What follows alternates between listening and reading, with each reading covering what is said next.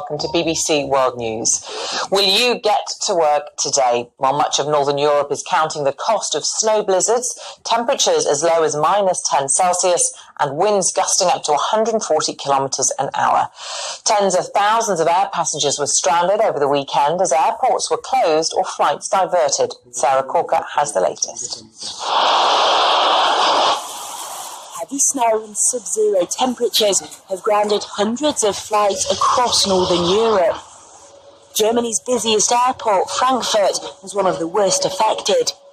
Despite efforts to clear the runways and de-ice aircraft, 330 flights were cancelled, stranding hundreds of passengers. In France, it was 75-mile-an-hour winds that were the problem. This ferry ran aground in Calais with 300 passengers on board. No one was hurt, but it took many hours to get it refloated and docked in blustery conditions.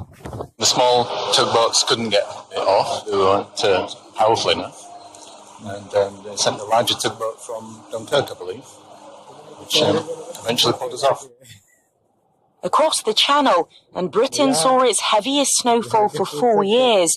Picture postcard views, but breakdowns and blizzards meant it was slow going on the roads. In Wales, there was up to 12 inches of snow. Smaller communities were completely cut off and thousands of homes without power. There is a huge network, community feeling, a network of people who are willing to help.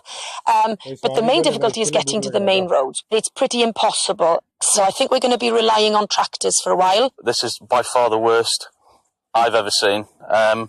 It's probably the worst snow I've ever seen, to be honest. It's certainly about a foot deep around and still coming in.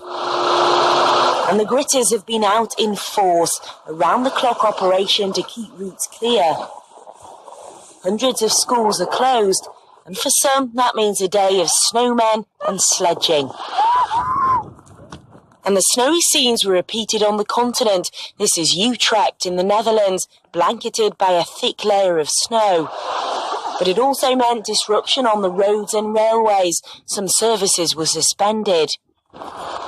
Even in Switzerland, a country used to heavy snow in the mountains, it was bumper to bumper. It made for perfect skiing conditions in northern Italy, though. Thousands of skiers hit the slopes with more snow than usual for this time of year.